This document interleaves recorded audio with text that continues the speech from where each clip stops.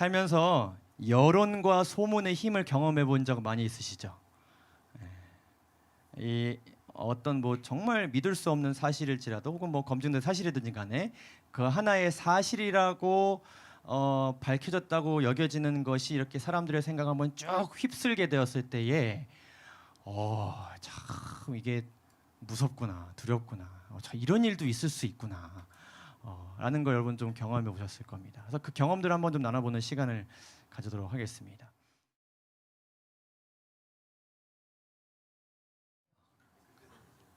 대부분 좀 안 좋은 소문들에 대한 예를 많이 나누신 것 같은데 사실 우리가 살아가고 있는 모든 현장, 사람들이 모이는 모든 곳에는 어떤 것이 있냐면 시류와 조류라는 게 있어요. 시류라는 것은 그 시대의 어떤 경향을 이야기합니다. 흘러가는 것이죠. 계속 어떤 방향으로 흘러가는 어떤 조류가 있어요. 사람들이 모인 곳엔 다 그런 것이 있습니다. 여러분들 교회 여러 군데 다녀보시면 아시겠지만 교회마다 다 분위기가 같습니까? 다 그 교회 안에 그들끼리 이렇게 함께 흘러내려오는 어떤 조류라는 게 있어요. 새로운 사람들이 거기에 오면은 그것을 어떻게 하는 것이 중요해요. 잘 타는 게 중요합니다. 갑자기 방향을 바꾼다든지 뭔가 이렇게 물살을 빠르게 만드는 이렇게 걸림 돌이 된다든지 그러면은 서로가 서로에게 조금 당혹스러움이 생겨요. 이런 놀이라는 게 있습니다. 대장 따라하기 놀이. 이제 대장을 정합니다. 아들끼리 대장을 정해가지고 대장이 어떤 행동을 하든지 간에 따라해야 돼요. 대장이 갑자기 물에 들어가면 다 물에 들어가야 되고 갑자기 유리창을 두드리면 가서 유리창을 두드려야 됩니다. 뭐 이 게임의 어떤 뭐 맥락과 어떤 목적은 없어요. 그냥 해보는 것입니다. 그래서 예전에 제가 어릴 때에도 이 게임이 때로는 좀 사회적인 이슈가 된 적도 있어요. 아이들이 너무 무모한 어떤 것들을 이제 하다 보니까 우리는 나름대로 개인의 어떤 원칙이 있고 나름의 어떤 신념이 있고 개인이 어떤 이렇게 해나가는 것들이 있다고 생각하지만은 우리도 모르게 이렇게 타고 있는 조류와 시류라는 게 있습니다. 우리가 대한민국 국민으로서 어떤 교회의 문화, 어떤 그 신앙적인 원칙 그런 것들을 우리가 이렇게 우리도 모르게 타고 있는 조류와 시류라는 게 다 있어요. 근데 이제 예수님께서 말씀하시기를 그것이 우리의 본성이라고 말씀하십니다. 우리는 뭐와 같은 사람들입니까? 양 같은 사람들이에요. 근데 양의 가장 큰 특징이 뭐냐면은 그냥 맹목적으로 리더를 따르는 것입니다. 그냥 다 가면 어떻게 하는 거예요? 가는 거예요. 내가 왜 가지? 이곳을 가면 뭐가 있지라는 생각을 하기보다는 그냥 리드하면 따라가는 겁니다. 동물들 중에서 도축을 하기 제일 쉬운 동물이 양이에요. 양은 어떤 그 리더 하나의 뭐 염소를 보통 삼는다 그래요. 그래서 한 며칠 이렇게 따라가게끔 한 다음에 그냥 도축장에 가서 염소 직진 하면은 그냥 우르르르 다 들어간답니다. 뭐 소들은 생각을 하잖아요. 막 눈물도 흘리고 내가 여기 왜 있지? 막 자식과 떨어지는 슬픔 이런 것들을 생각하는데 양은 그냥 매 하고 들어가는 거예요. 그래서 예수님께서 이 모습을 보실 때에 이들은 마치 뭐와 같다. 목자 없는 양과 같다.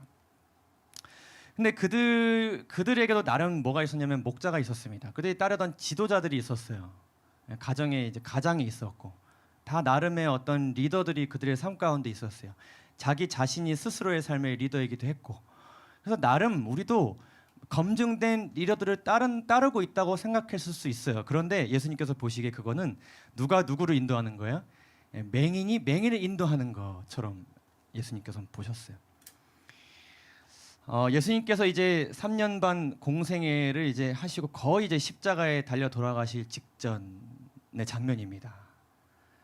그때 바리새인들이 뭐라고 이야기하냐면은 예수님과 사람들이 막 이렇게 모여 있는 모습을 보고 그리고 예수님께서 막 피곤한 가운데서 사람들을 고치고 이렇게 말씀을 전하는 모습을 보면서 뭐라고 이야기해요? 서로 말하되 볼지어다 너희 하는 일이 뭐라고요?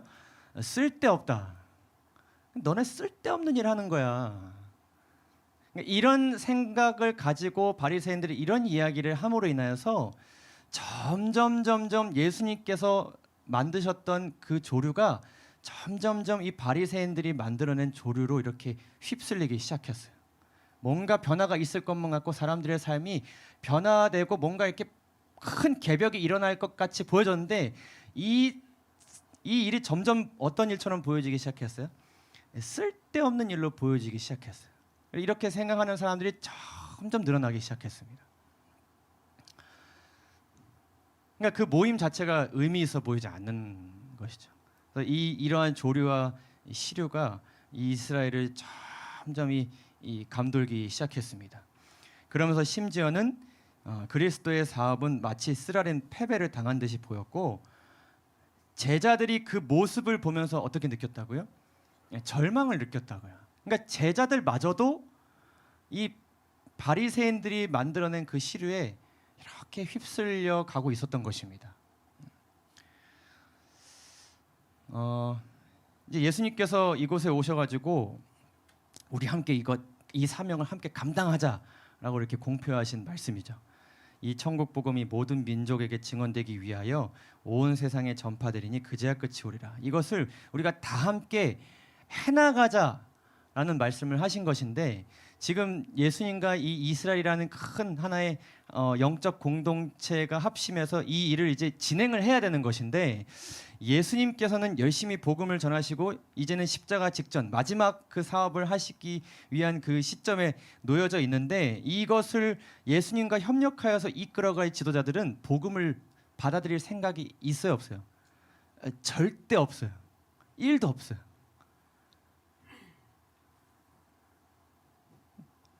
지도자들이 없으면 이것을 진행하기가 참 어렵죠. 합회에서 뭔가를 진행한다는데 서중환 앞에 모든 목회자들이 그것을 하기로 인정하지 않고 오히려 거부를 한다 그러면은 아무것도 진행될 수가 없죠. 지도자들이 먼저 움직여줘야, 솔선수범 해줘야, 그래야 이제 평신도들도 따라오는 것인데, 지도자들이 이걸 받아들일 생각이 전혀 없어요. 그리고 제자들은 그냥 뭘 못 차려? 그냥 정신을 못 차려요. 이 사람들은 지금 예수님의 제자라는 어떤 타이틀은 있는데 예수님을 따르는 것도 아니고, 그렇다고 또 바리새인들을 따르는 것도 아니고, 또 자신의 생각을 따르는 것처럼 보여지는데 또 어떤 면에 있어서 또 예수님께 굴복하는 것도 같고, 그냥 정신이 없어요. 그냥 갈피를 못 잡고 있어요. 그러니까 제자들이라도 예수님과 협력을 한다 그러면 이 일이 진행될 것처럼 보여질 텐데 큰일이에요. 사실 하나님께서는 한 사람만 있어도 그 사람을 통해서 역사를 이루실 텐데, 제자들도 지금 정신머리가 없어요. 근데 그나마 또 예수님을 열심히 또 따라다니는 사람들, 이 사람들은 더 정신이 없어요. 이 사람들은 온갖 여론과 소문에 정신을 못 차려요. 여기서 이 얘기하면 또 그런가 보다. 예수님 사실 저렇대. 우리 딱 좋은 분인 줄 알았지 사실 저분이 이렇게 산대. 진짜? 이거 막 그냥 왔다리 갔다리 하는 것입니다. 그러니까 예수님만 지금 사명을 가지고 뭔가를 전진하기를 바라시는데, 그것을 이제 같이 협력해 나갈 그 모든 구성원들이 다 지금 어떤 잘못된 조류에 지금 휩쓸리고 있는 것입니다. 자기네들이 그것이 맞는 줄 알고 그냥 계속 그 조류에 맞춰서 살아가는 것입니다. 예수님께서 계속 그 조류를 막으시고 방향을 트시려 하셔도 이들이 오히려 그렇게 하지 말라고 거부하는 것이죠.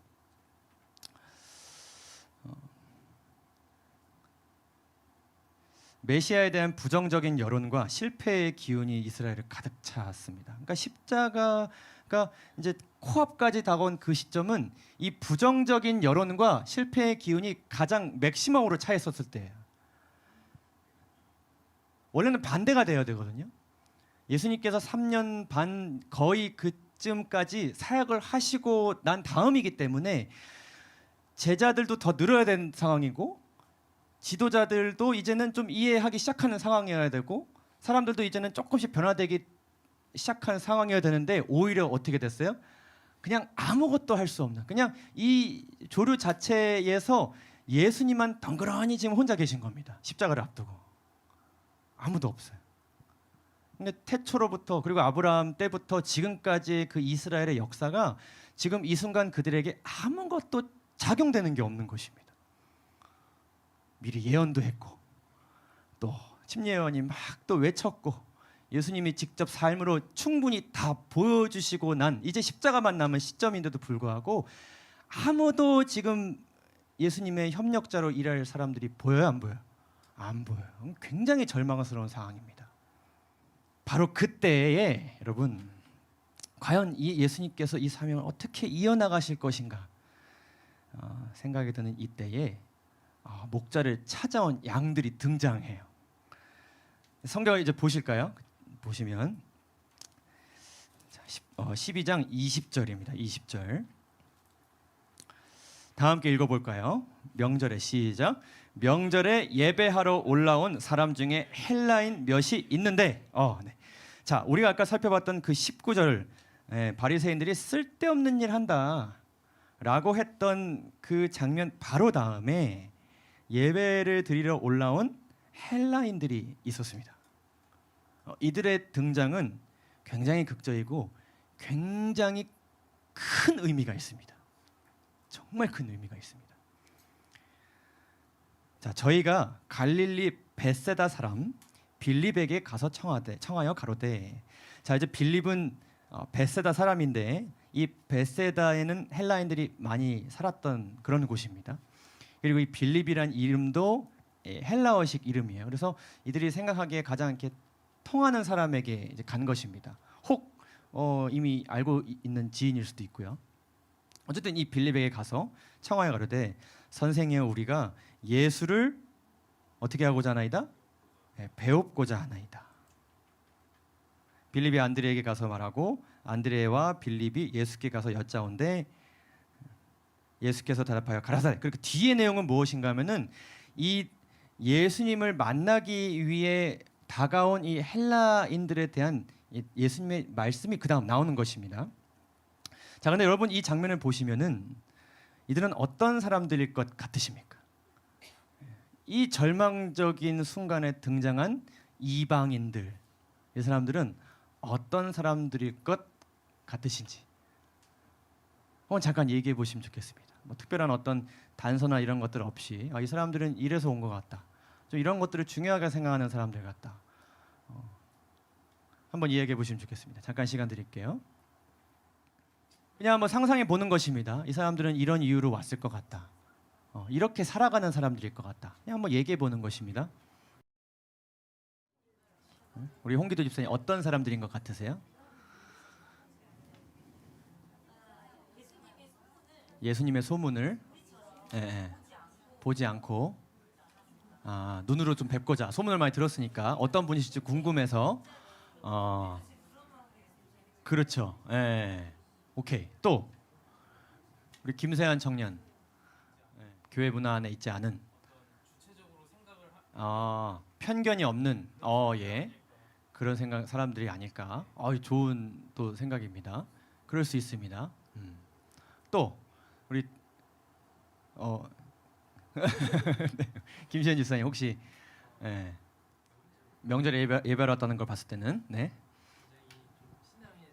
신앙에 대한 갈망과 간절함이 있는 사람들인 것 같다. 갈급을 채우기 위해서 뭔가 이렇게 전진해 나온 되게 좀 능동적인 신앙인들 같아 보이죠. 자, 오케이. 이 사람들은 예수님을 뵈러 왔습니다. 만나러 왔습니다. 이방인들인데 이 모습은 사실 삭개오와는 조금 다른 모습입니다. 삭개오는 예수님을 어떻게 하러 왔습니까? 보러 왔어요. 멀리서 보러 왔습니다. 홍기도 집사님 말씀하신 것처럼 그분이 누구실까?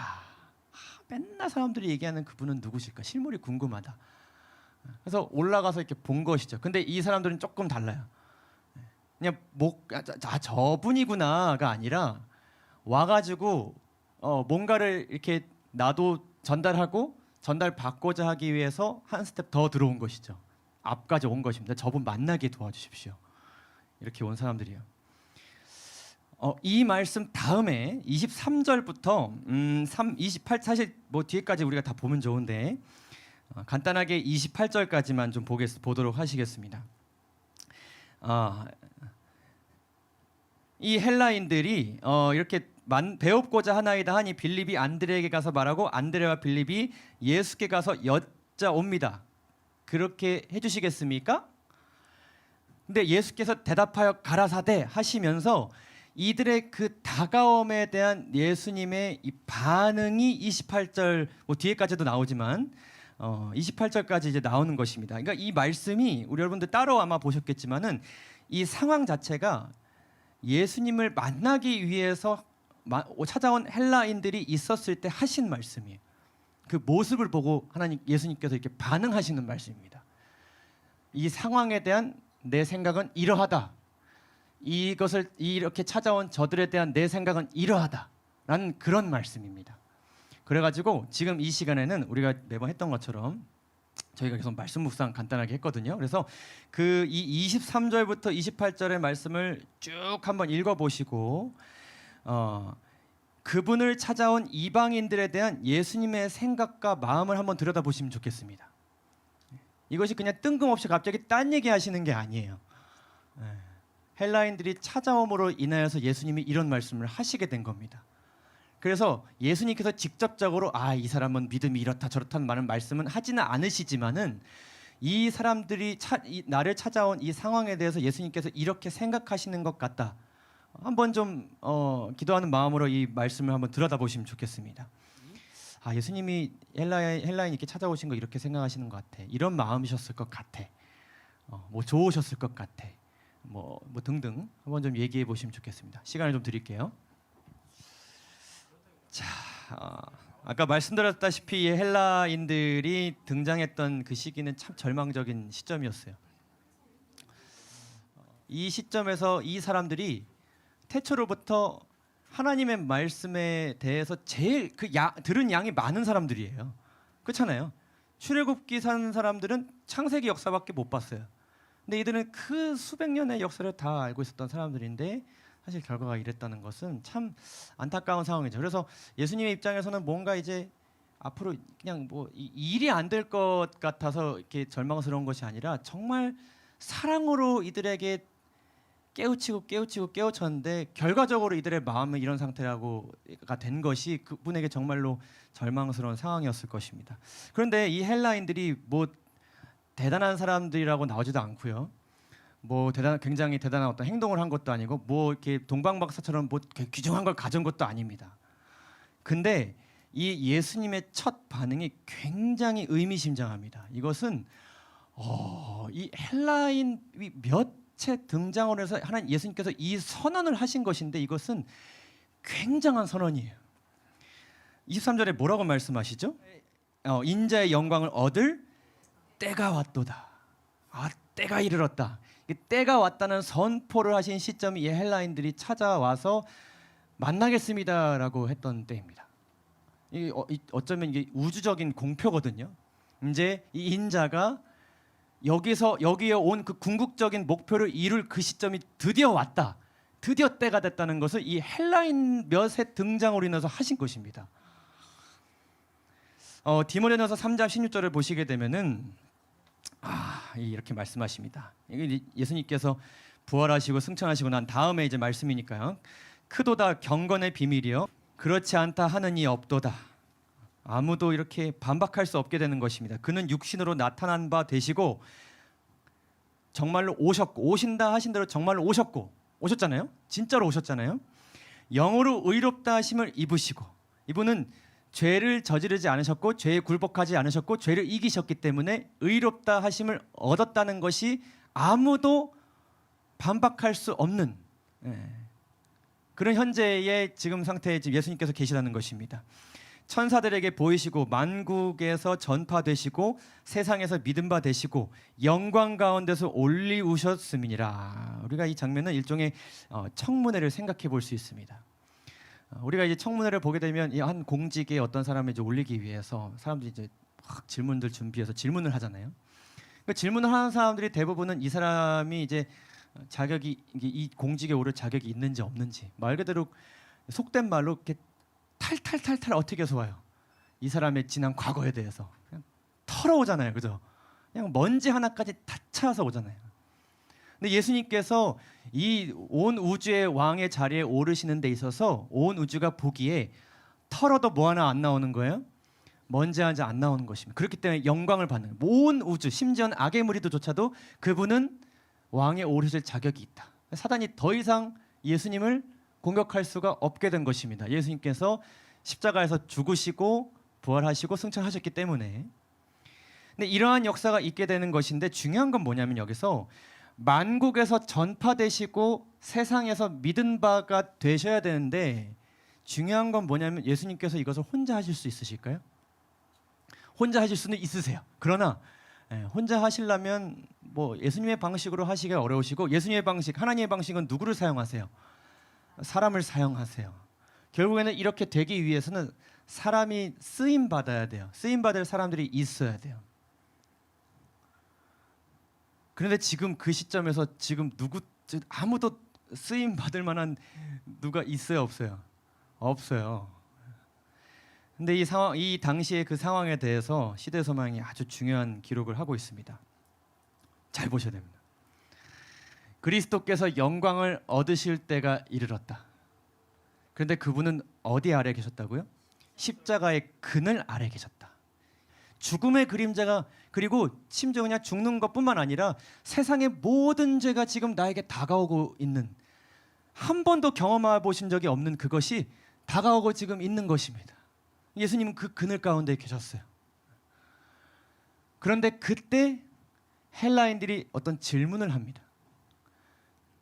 그런데 그 질문이 예수님에게 뭘 보여주시냐면은 그가 곧 드러내시려는 희생을 통하여 많은 인간 자녀들이 하나님께 인도되리라는 것을 그에게 보여주셨다.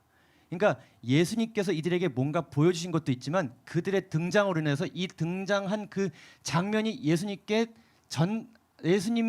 뭔가 알려준 사실이 있는 거예요. 야, 이루어지겠구나 라는 생각을 예수님께서 하시게 된 것입니다. 그분은 유대인과 이방인 사이에 장벽이 무너지고 모든 민족과 방언과 백성이 구원의 기회를 듣게 될 때에 어떤 이방인들이요?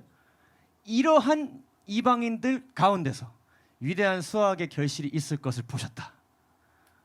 그러니까 이들이 굉장한 일을 한 거예요.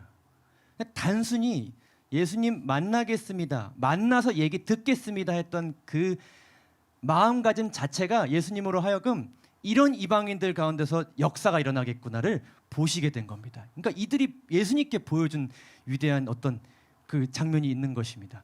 그분은 이러한 일에 대한 무엇이라고 나와요? 기대. 이 절망적인 상황에서 예수님께서 기대감을 가지실 수 있게 된 거예요. 즉 그분의 소망의 성취를 인자의 영광을 얻을 때가 왔도다라는 말로 표현하신 것입니다. 되었다. 내가 이 길을 갈 수 있겠다. 희망이 있다.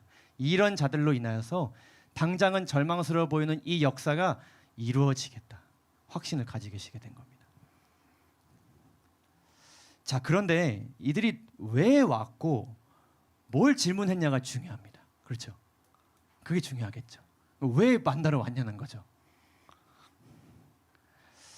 자, 헬라인들은 그리스도께서 예루살렘에 승리의 입성을 하셨다는 말을 들었습니다. 홍 집사님 말씀하신 것처럼 얘기를 들은 거예요. 굉장한 분이 계시다. 근데 그것은 예언에서 나타나는 것이었고 그것이 성취되었다는 그런 소문이었어요. 메시아가 왔다.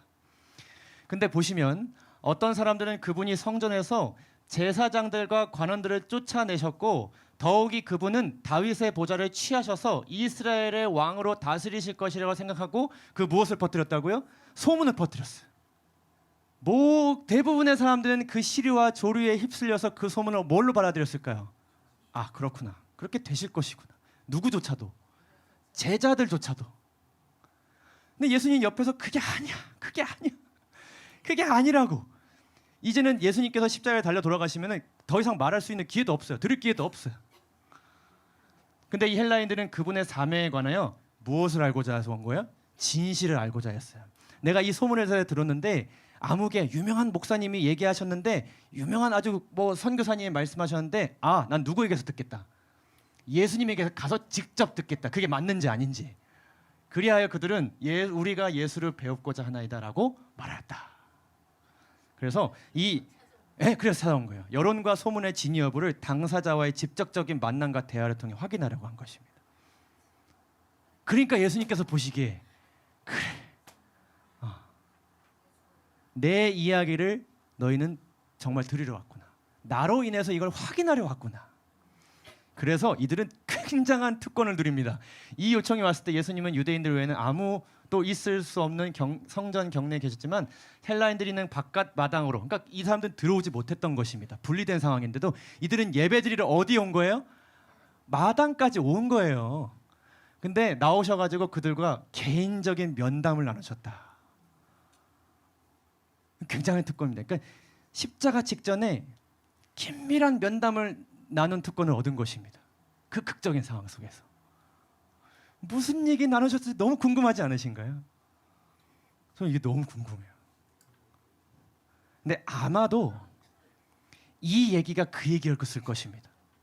이 얘기가 그 얘기였을 거예요. 내가 진실로 진실로 너에게 이르노니 한 알의 밀이 땅에 떨어져 죽지 아니하면 한 알 그대로 있고 죽으면 많은 열매를 맺느니라. 나는 영광을 받을 것인데 그냥 받는 게 아니야. 내가 그 사람들 소문처럼 뭔가 이렇게 기적을 만들어서 표적을 통해서 막 진짜 눈에 보이는 영광을 통해서 내가 그 영광을 받으실 것이 아니야. 나는 그러기 위해서 뭐 할 것이다? 죽을 것이야. 난 곧 죽게 될 것이야. 이어서 말씀하세요. 자기의 생명을 사랑하는 자는 잃어버릴 것이요 이 세상에서 자기의 생명을 미워하는 자는 영생하도록 보존하리라. 내가 그렇게 앞으로 할 것인데 내가 간 그 길을 따르는 자들도 그렇게 살아야 돼. 그렇게 살라고 내가 이야기하는 거야. 사람이 나를 섬기려면 나를 따라야 돼. 그럼 예수님은 어디로 가시는가? 그 따르는데 어디로 가시는가?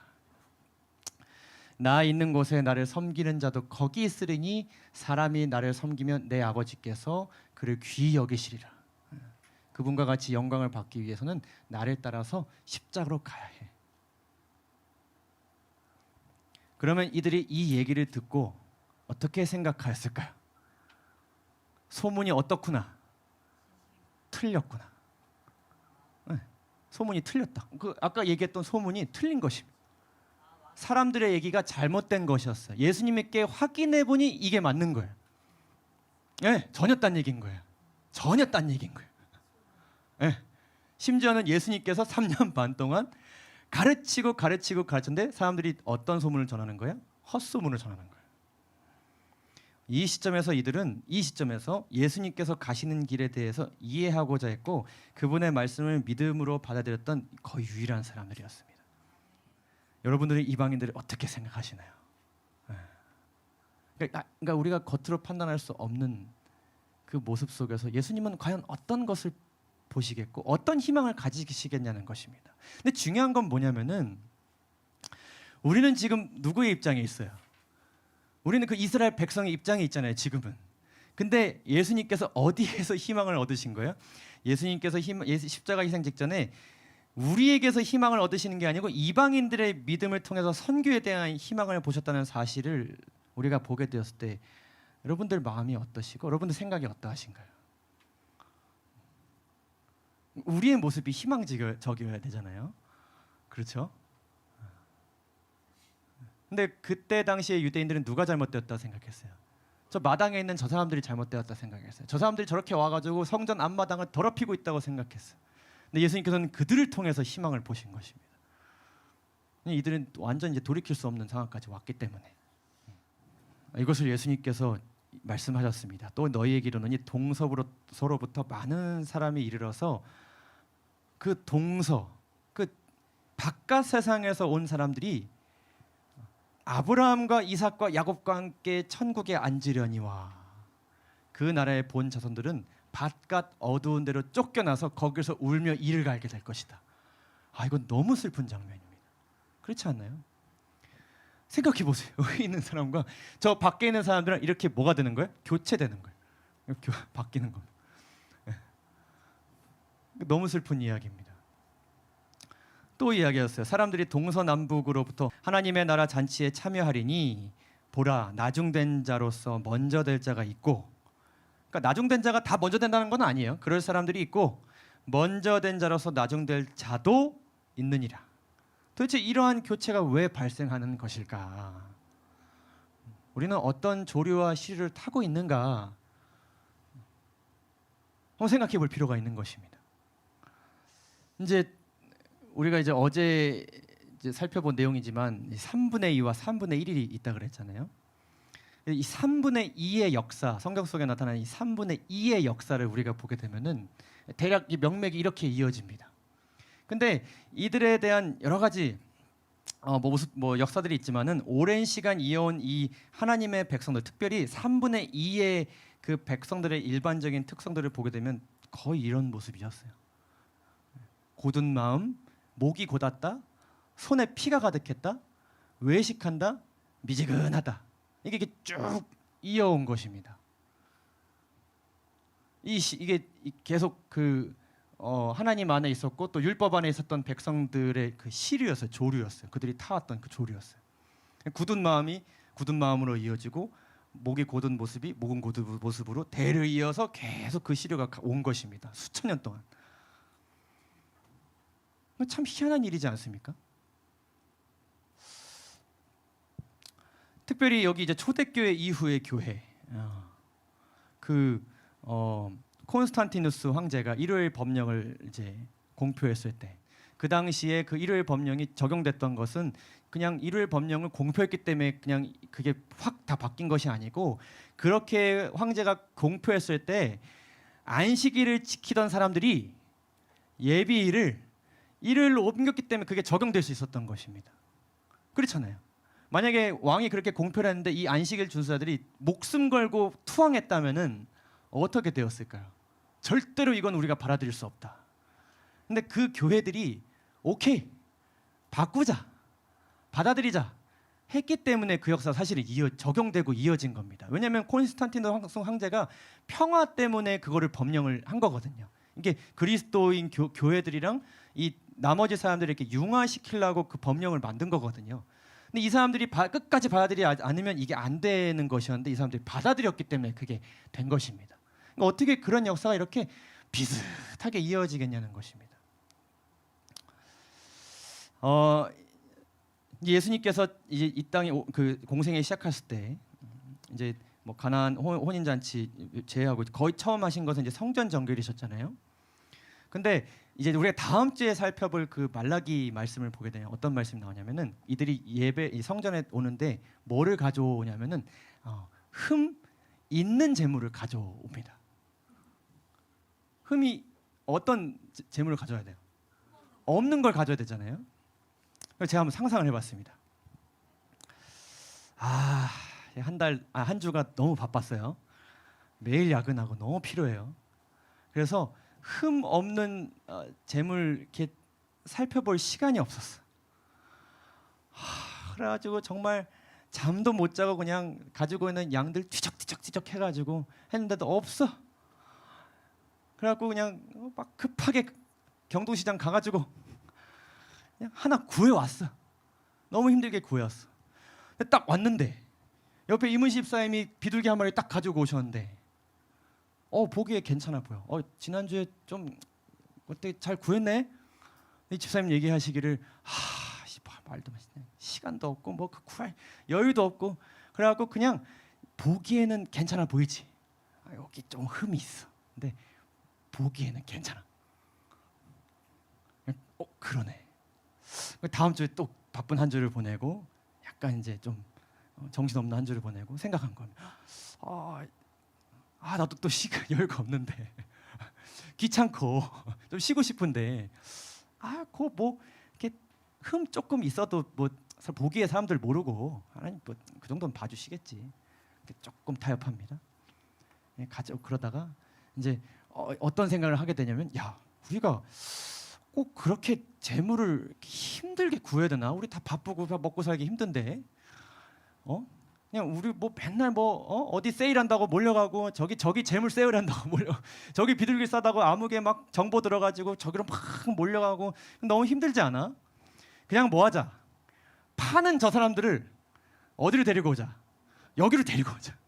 그래서 마치 졸업식 때 꽃다발 사갖고 들어가는 것처럼 저 사람들이 쫙 이렇게 진열해 놓으면 그냥 계속 내일 하고 들어가면서 한 마리 탁 사가지고 제일 이렇게 싸가지고 흥정 좀 해가지고 흠 없는 비둘기 팝니다 가가지고 탁 사갖고 들어오면 되지 않겠냐. 점점 그러면서 이제 상인이 1명, 2명 늘다 보니까 어떤 사람은 이걸로 돈을 많이 벌어. 괜찮은데? 나도 한번 해볼까?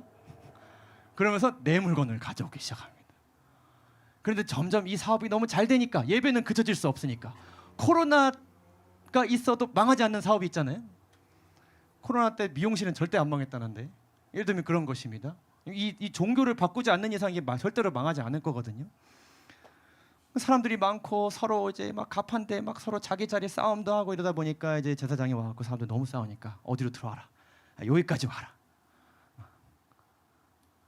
그래도 그러니까 그냥 와, 들어와서 팔아.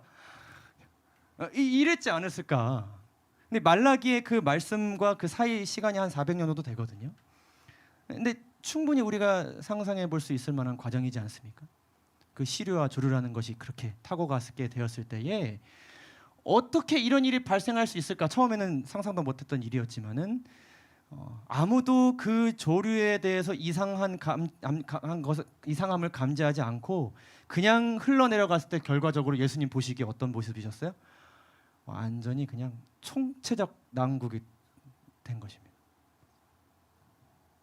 이건 뭐 조언에서 바뀔 게 아니에요. 이거는 몇백 년을 이어온 문화이기 때문에 예수님 들어오셔서 말 한마디로 바뀌어질 게 아니에요. 어떤 가정의 어떤 해오던 전통, 뭐 가문의 전통, 국가의 어떤 전통, 이거 누가 뭐 얘기한다고 바뀌어지나요? 절대 안 바뀝니다. 그 사람이 오히려 어떻게 됩니까? 그 사람이 오히려 그 구성에서 제거됩니다. 예수님 그런 존재셨어요. 근데 제가 이제 학교를 여러 군데를 다녔는데 저는 이제 중학교는 한삼을 나왔고 초등학교랑 고등학교는 일반 학교를 나왔습니다. 오른쪽은 제가 이제 다녔던 미국 학교인데 히스페리아라는 학교입니다. 전혀 유명하지 않은 시골 학교예요. 근데 제가 이 말씀을 준비하면서 이런 생각을 해봤습니다. 교회 안에 있는 것이 안전한 것인가? 아니면 예수님 안에 있는 것이 안전한 것인가? 때론 우리는 그냥 교회 안에 있기 때문에 안전함, 이 조류에 그냥 타 있으면 괜찮다고 생각하지는 않은가? 제가 366을 다닐 때 그리고 이때를 다닐 때 제가 일반 학교를 다닐 때는 뭐 이거는 자녀 교육과 관련된 것이지 않습니다. 그냥 제 경험입니다. 제가 일반 학교를 다닐 때는 그들만의 이제 조류가 있잖아요. 그들만의 조류는 뭐예요? 제가 따라가고 싶은 조류야 아니에요. 따라가면 안 된다고 생각되는 조류예요. 완전히 악한 조류예요. 막 뭐 마약에 뭐 막 술 담배 막 어마어마한 이런 조류가 여기 이 학교에 흐르고 있었어요. 총싸움하고 막. 그래서 저에게는 그 가정과 교회가 어떤 곳이었냐면 피난처였어요. 영적인 피난처였어요. 아예 뭐 타협할 여지도 없는 너무 악한 조류니까 그냥 아예 뭐 내가 흥미도 느끼지 못했을 뿐더러 그냥 경계해야 할 조류였어요. 자, 그런데 제가 3.6 다닐 때는 어떻게 했냐면은 이제 PC방을 가면 안 돼요. 예를 들면 PC방을 가면 안 돼요. PC방에 가면 걸려요. 네, 걸려요. 그러면 제가 이방인들에게 가서 내가 PC방 못 가, 아버지가 혼내라고 얘기하면 다 이해를 못 해요. 왜? 뭐 나쁜 곳이야? 그냥 가지 마. 뭐 그냥 뭐 그런가 보다 이렇게 하거든요. 근데 3.6 중학교 친구들은 이해해줘요. 맞아. 우리 집도 그래. 우리 집도 아버지가 그거 가지고 혼내셔. 이 친구랑 나랑 이게 일종의 협력자가 되고 동역자가 되는데 하나님의 말씀을 지키는 동역자가 아니라 어떤 동역자가 돼요? 거역하고 서로 지켜주는 동역자가 돼요. 그러니까 제가 탄 그 조류라는 것이 오히려 더 어떤 곳으로 가는 것이었어요. 더 행위적인 모습, 율법주의적인 모습, 마음과 행위가 따로 있는 그런 모습으로 흘러갔던 것입니다. 제가 그렇게 살아왔기 때문에 사실 제 신앙을 다시 이렇게 재구성하는 게 너무 힘들었어요. 지금도 과정 중에 있어요. 로마서 9장을 보면 이렇게 말씀하십니다. 그런즉 우리가 무슨 말을 하리요? 의를 따르지 아니한 이방인들이 의를 얻었나니 곧 믿음에서 난 의요. 의의 법을 따라간 이스라엘은 율법에 이르지 못하였으니 어찌 그러하냐? 어떻게 이런 일이 있을 수 있느냐? 이는 그들이 믿음을 의지하지 않고 행위를 의지함이라. 부딪힐 돌에 부딪혔느니라. 그러니까 처음에는 하나님께서 이렇게 구원해 주셨다는 그 마음, 그 믿음 가지고 열성 있게 뛰어들었는데 점점 뭐에 대해서 이제 게을러진 것이냐면 우리가 계속 지금 살펴보는 이 과정에 게을러진 것입니다. 예수님의 삶과 그 마음과 십자가를 경험하는 들여다보는 그 일이 점점 게을러지면서 계속 뭐에 대한 생각만 많아진 거예요? 행위에 대한 거, 사람들이 어떻게 보이는 거, 나를 방어하는 것, 나를 지키는 것, 꾸미는 것, 지키지 않는 것처럼 보이지 않는 것, 이런 것들에 관심이 가면서 거의 모든 그 이스라엘 역사의 백성들이 비슷하게 이렇게 조류를 타고 살아왔던 것입니다. 다시 한번 우리가 마음에 새길 것은 우리가 무엇을 먼저 해야 되고 무엇을 부지런하게 해야 되는 것인가. 적용을 하도록 하겠습니다. 첫 번째입니다. 우리가 죄가 만든 시류에 휩쓸리지 않는 유일한 방법은 예수님과의 직접적인 만남과 대화를 하는 것입니다. 예수님한테 확인해 봐야 됩니다.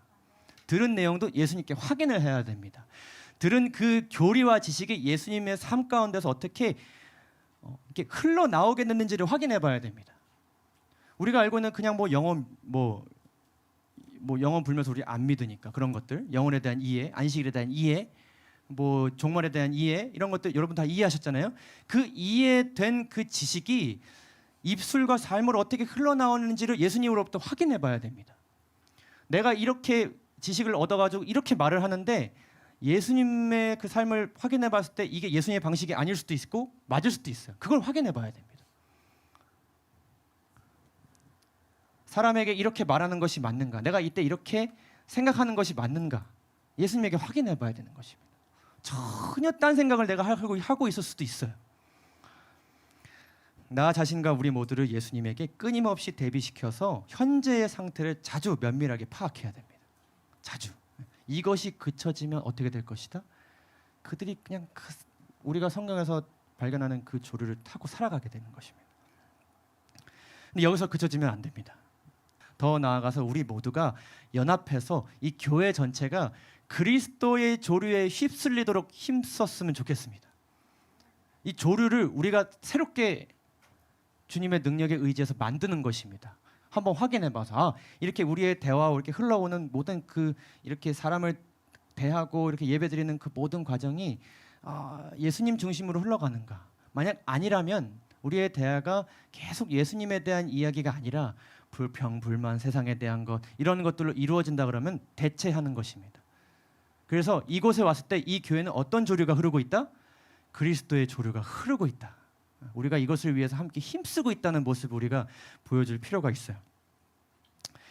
교회 증언 말씀 읽고 마치도록 하겠습니다. 종교 지도자들은 사람의 계명을 교리로 가르치고 있다. 고대 이스라엘의 시대처럼 오늘날 시대에도 그러하다. 그러나 불충성과 불법이 편만하다 해서 하나님의 율법을 존중해온 자들이 지금에 와서 율법에 대한 존중심을 적게 간직할 것인가? 그들이 율법을 무효로 만들기 위해서 세상의 권세와 연합할 것인가? 충성된 자들은 악의 조류에 휩쓸려 가지 않을 것이다. 그들은 하나님께서 거룩한 것으로 구별해 놓으신 것을 경멸하지 않을 것이다. 그들은 이스라엘의 어떤 본? 망각의 본, 자신도 모르게 흘러갔던 그 망각했던 그것을 따르지 않을 것이다. 그들은 모든 시대에 하나님의 백성과 함께한 그분의 행사를 기억하도록 권유를 받고 그분의 계명의 길에서 걸어갈 것이다. 우리가 이렇게 걸어갔으면 좋겠습니다. 네. 여러분 주변 이방인들을 어떻게 생각하실 것입니까? 우리는 그들이 보기에 뭘 모르는 사람들로 생각할 수 있습니다. 그러나 그들에게서 우리는 많이 본받고 배워야 할 수도 있습니다. 그들의 믿음을 통해서 우리의 믿음이 자라날 수 있습니다. 여러분 우리 진리의 불교회가 그것의 가장 큰 표본이지 않습니까? 우리 이문시 집사님 처음 오셔가지고 우리에게 많이 배우시겠다고 하시지만 우리가 이문시 집사님에게 배운 게 더 많아요. 더 많아요. 주변 이방인들을 보면서 예수님의 눈으로 이렇게 생각하며 바라볼 필요가 있습니다. 마치도록 하겠습니다. 끝까지 들어주신 여러분들 감사합니다.